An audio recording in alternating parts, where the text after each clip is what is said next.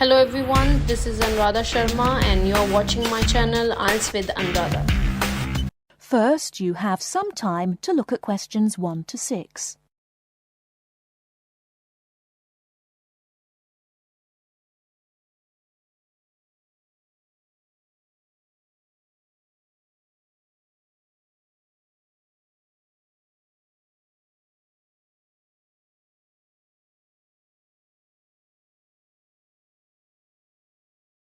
Now we shall begin. You should answer the questions as you listen, because you will not hear the recording a second time. Listen carefully and answer questions 1 to 6.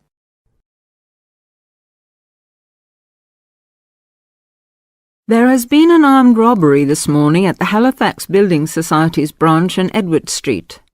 John Briggs is at the scene with Detective Sergeant Henry Lawson. Detective Sergeant, can you tell us what you know about the robbery? Yes, the raid took place this morning, shortly after 11:30, when a man accompanied by a woman went into the offices of the Building Society and asked to see the manager. There were no other customers in the building at the time. They were let into the manager's office, and the woman produced a gun from her handbag. Then they took the manager back out of his office and made him tell the cashiers to hand over all the money they had in the tills and in the safe. It came to about $25,000. Presumably, you have a number of witnesses. Yes, we have a good description of both of them.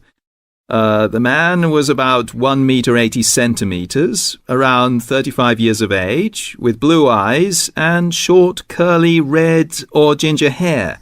He was wearing jeans, a green sweater, and a 3/4 length blue coat. When he spoke to the cashier when he came in, he called himself Mr. Erickson, but we doubt whether that is his real name. But we do know that may be his real name. He also spoke with a strong Scottish accent, which may help us to trace him. Before you hear the rest of the conversation, you have some time to look at questions 7 to 10.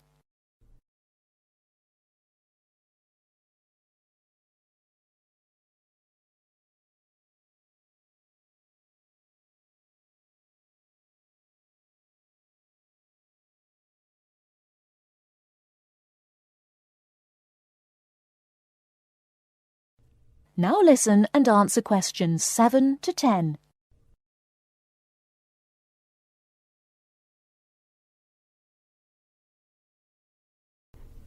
And what about the woman? Now, she is in her early 20s, slim and quite tall, about 1 meter 70 centimeters. She was wearing a long white raincoat, which was quite loose-fitting, and which she didn't take off. She had a beige handbag, which they used to hide the gun in. She's got straight, shoulder-length blonde hair, blue eyes, and like the man, has a noticeable accent. Do you have any other information? Yes, the car they used was seen by 2 or 3 people. It's a blue or dark blue Ford Escort, and we have the registration number. And it's G595ERI. I'll say that again. It's G595ERI. Now, the car was stolen from Bishopstone just over a week ago, so if anyone has seen it in the last week, we would like to hear from them. We also know that the car's front left headlight was broken when it was stolen, and is still broken, we think.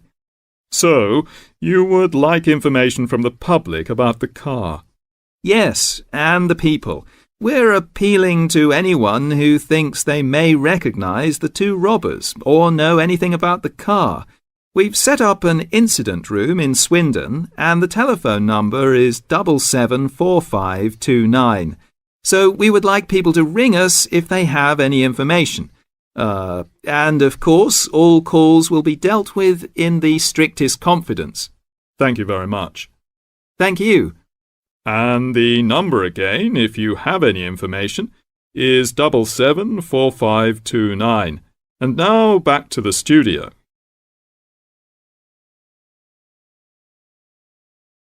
That is the end of part 1. You now have half a minute to check your answers.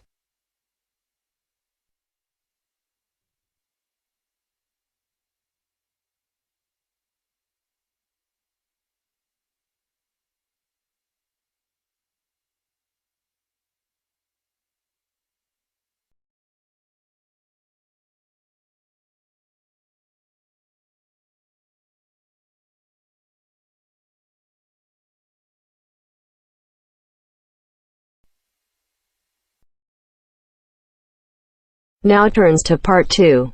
Part 2. You will hear a talk about the history of a poetry award. You have 30 seconds to look at questions 11 to 15.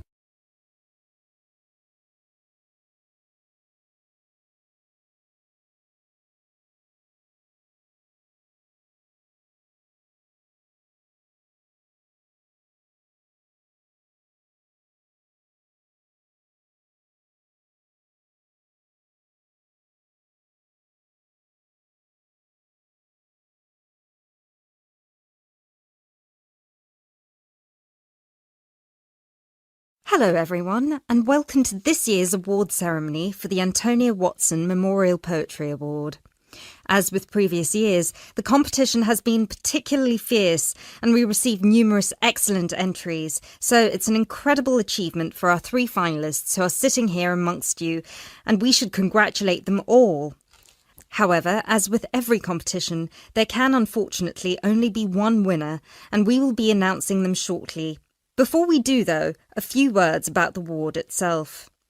As most of you know, the Antonia Watson Memorial Poetry Award has been presented annually since 2010 and was presented biannually for 2 more competitions prior, once in 2008 and once in 2006.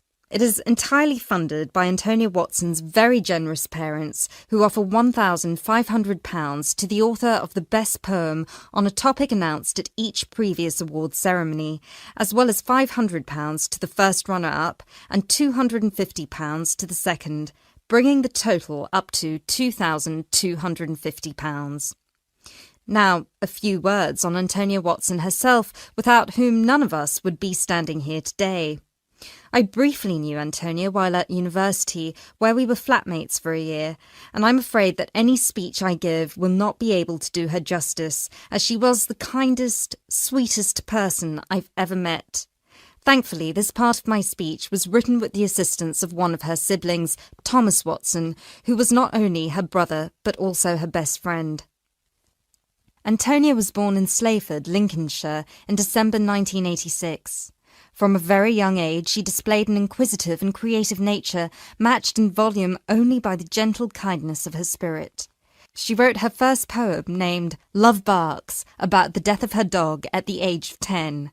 This was also her first poem to be published at her school's newspaper, just 2 months after another of her poems, Be Kind, won the 1996 Triad Children's Writing Competition and was published in the competition's anthology.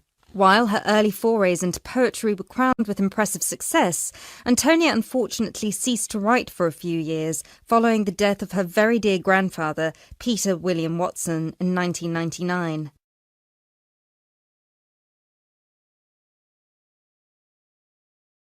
You now have 30 seconds to look at questions 16 to 20.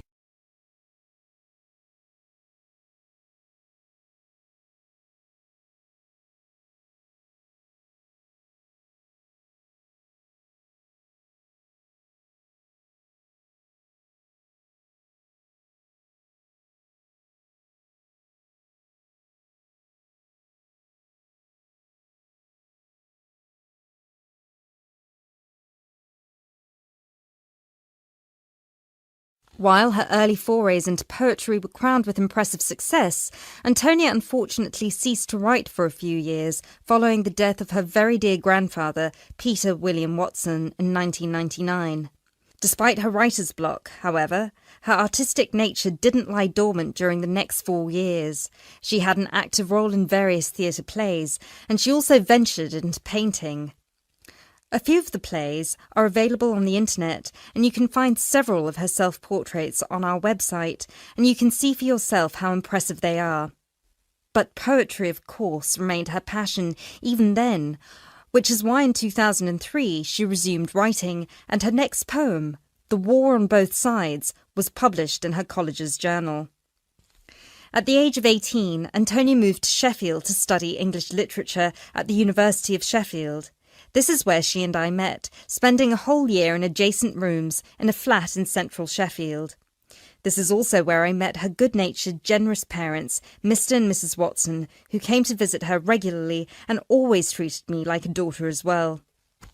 Antonia and I grew very close during that period, and while we ran in different circles, we always found time for each other every week. Antonia self-published one collection of poems in August 2005. It was named Burning Stars, after the poem on page 16, which is also the date of her birthday. It was an immediate success amongst her peers at the University of Sheffield, and it was so cherished by her English literature classmates specifically that it had attracted the attention of one of her lecturers, who put her in touch with a literary agent. She had been due to begin working on her second collection right before her tragic passing in a car accident just 5 days before her 19th birthday in December 2005.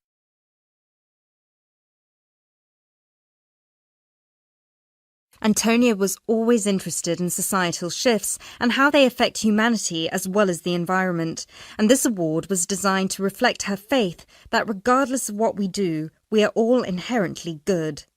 With this in mind, all of the topics this competition has dealt with have been about the potential and the positive side of humanity, such as this year's Young Love theme or last year's Inner Power theme. We've had poems about personal strength, about immigration, about gender equality and peaceful protest. And hopefully in 12 months, the poems we'll be awarding will be just as inspiring with the topic of poverty. I know Antonia would be really proud of what her parents and what all of you together have achieved. So, finally, let's get on with the actual award. As I said before, it's been a fierce competition this year, and with more than 5,000 entries, it was quite the task for our 3 judges to cut them down to just 3. But our 3 finalists definitely deserve to be here, and without further ado, I would like to... That is the end of part 2. You now have half a minute to check your answers.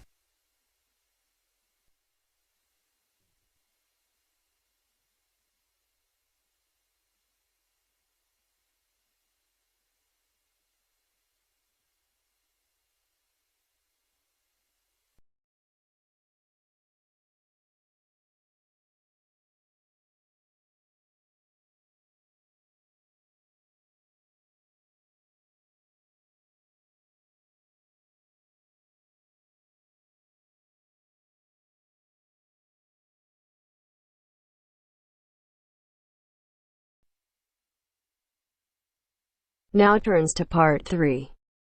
Part 3.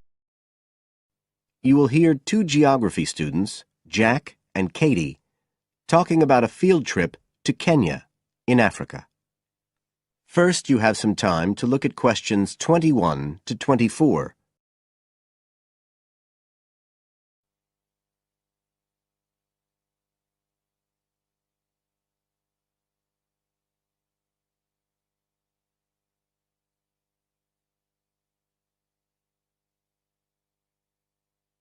Now listen carefully and answer questions 21 to 24. Katie, hi. Thanks for inviting me round. Oh, thanks for coming. I know you're up to your neck in finals revision, but I've got to make up my mind about next year's geography field trip, and I'd really like your advice. We've got to choose between an African trip and one in Europe. They've told us a bit about both trips in the lecture, but I really can't make up my mind, and I know you did the African one last year. That's right. So, where exactly did you go? I mean, I know it was in Kenya, in East Africa. Yes. Well, we were right up in the northwest of the country. It was beautiful. We stayed in a place called the Marich Pass Field Studies Centre. Right. Dr. Rose said the accommodation was traditional African-style cottages. He had a special name for them. Bandas. Yes, they're fine. You have to share, 2 or 3 people together. They're pretty basic, but you have a mosquito net. They don't provide spray, though, so remember to take plenty with you. You'll need it. And there's no electricity in the field centre. You'll have hurricane lamps instead. They give a good light. It's no problem. What about places to study? Dr. Rowe said there was a library? Yes, but it's quite small. There's a lecture room as well, but most of us worked out in the open air. There are plenty of places outside, and it's so beautiful. You're right in the middle of the forest clearing. I gather it's a relatively unmodernized area. Definitely. They actually set up the centre there because it's on the boundaries of 2 distinct ecological zones. The mountains, where the people are mainly agriculturalists, and the semi-arid plains lower down, where they're semi-nomadic pastoralists. Before you hear the rest of the conversation, you have some time to look at questions 25 to 30.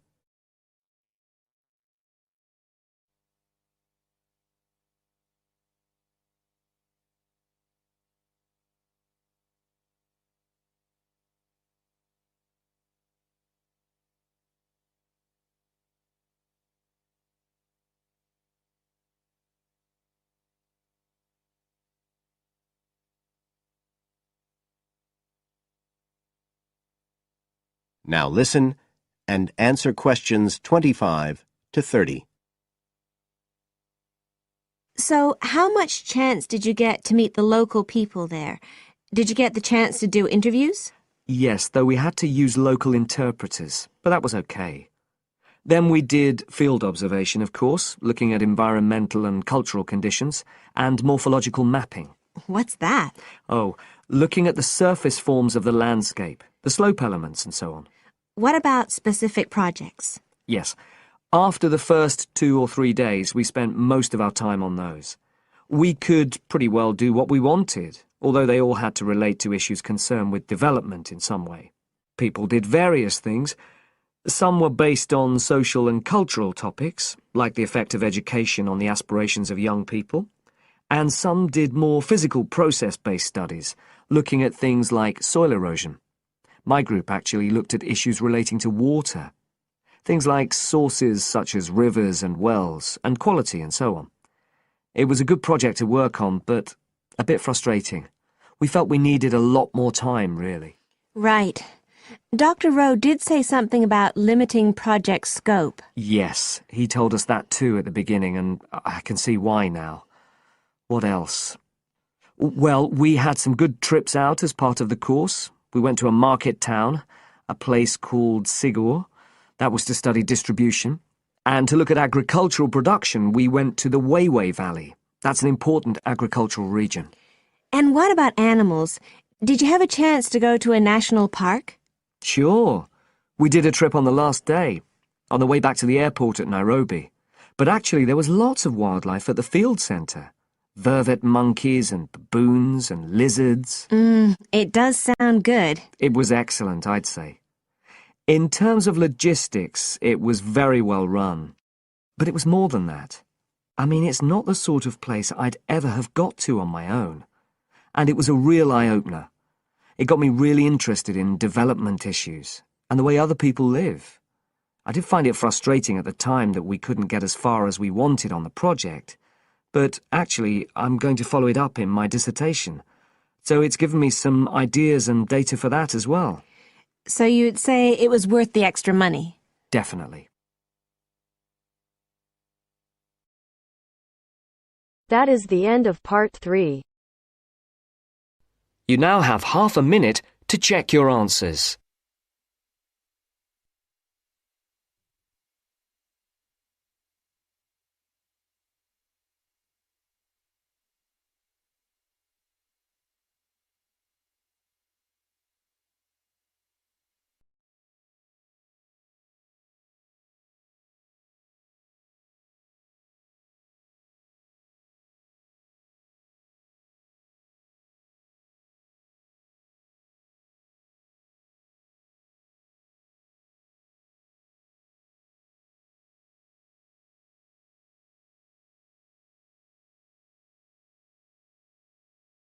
Now turns to Part 4. Part 4.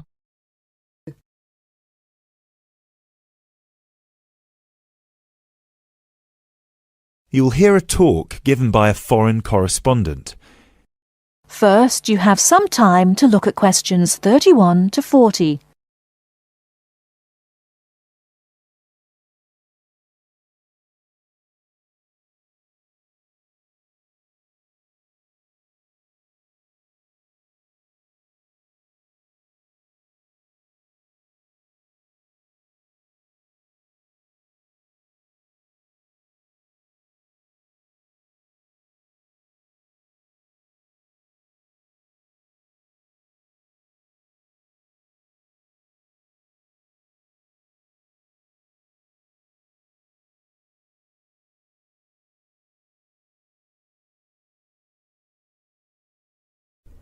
Now listen carefully and answer questions 31 to 40.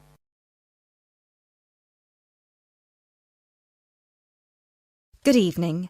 As I assume most of you are already aware, I have been asked to come here and talk to you, essentially give you a quick overview of the life of a foreign correspondent, along with a few tips on how to become a successful international reporter yourself, should this be a career choice you elect to pursue. So let me start by this. Don't become a foreign correspondent, at least not due to the romantic notions that come attached to this job, or what you've seen in the movies.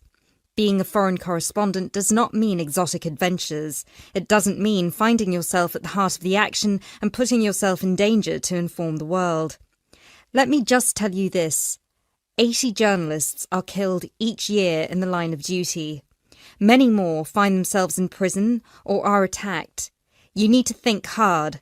Is this the sort of career I want? Is this the kind of reporting I'm interested in?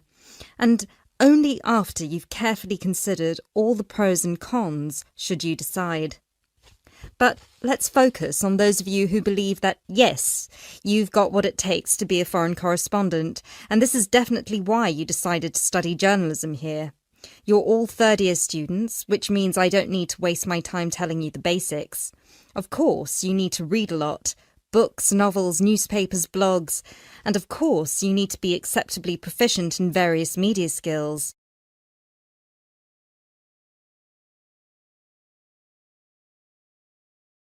But what is it that's going to separate you from normal journalists and reporters?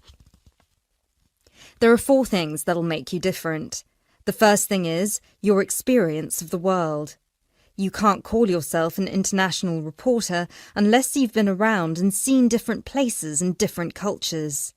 Seize every opportunity to visit other countries, meet people from around the world. It doesn't matter if it's business or leisure, just hop onto a plane and go everywhere. This will expand your horizons and sharpen your mind, something that, as a foreign correspondent, will help you understand better the culture of the country you'll be covering. And speaking of culture, this is a term you need to make sure you fully understand. What's culture? What makes a country's culture? Explore the culture of the country you're interested in. The music, the literature, the religion. Are there any cultural practices or conflicts you need to be aware of?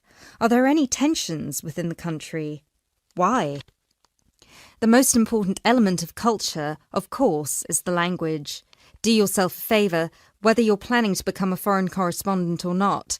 Learn a foreign language. So many of us are culpable for just sticking to just English, and while English is a very important language in the world, it would be foolish to think it's the only one. Pick a language whose sound you enjoy, a language you find interesting. Trust me, your future CV will thank you for it. And finally, history. Don't expect to be given a job as a foreign correspondent if you don't know anything about your target country's history. No piece of news is disconnected from the past. The whole world tells a story, and your coverage will suffer if you attempt to arrive in the middle with no reference to or understanding of what came before. The hows and whys always lurk in the past. Seek them. The world of international journalism is changing, like every other industry, due to the internet. The arrival of globalization brought with it a whole new set of rules, and you'll do well to comprehend what they mean for you. Unfortunately, gone are the days when a newspaper would hire you and deploy you to a country. Increasingly, newspapers around the world are beginning to favour freelance journalism, offering opportunities to local reporters with the necessary chutzpah and an understanding of the zeitgeist in their region.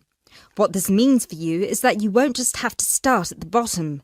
If you want to sustain yourself as an international reporter, you'll also have to pursue many different avenues at once. You'll need to persevere and push and build contacts everywhere. An old student of mine, a terrible student at university, but an incredibly intelligent woman, she came to find me at a conference that was recently held in Yemen, where I delivered a speech on the future of journalism. She was working for 3 different newspapers as a freelance foreign correspondent, one of them The Times, and she told me that the one piece of advice I gave her that stayed with her and helped her with her career was this: don't be afraid to fail. It will happen over and over again. It's how you deal with it that matters most. So keep this with you, this one piece of advice. Oh, and don't forget, your passports need to be kept current at all times. Thank you very much for listening. That is the end of part 4. You now have half a minute to check your answers. Thank you for watching and stay tuned for more videos.